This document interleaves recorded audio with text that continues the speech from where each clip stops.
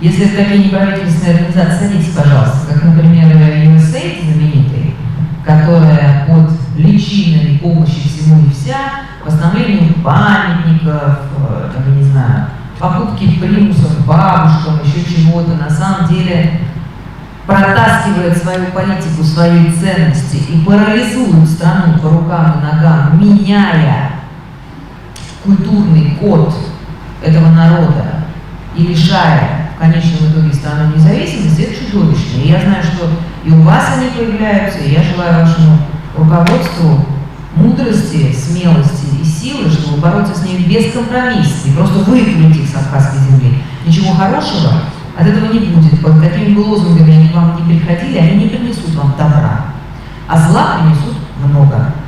И все это закончится обязательно каким-нибудь еще кровопролитием, не дай бог, как всегда заканчивается их вмешательство.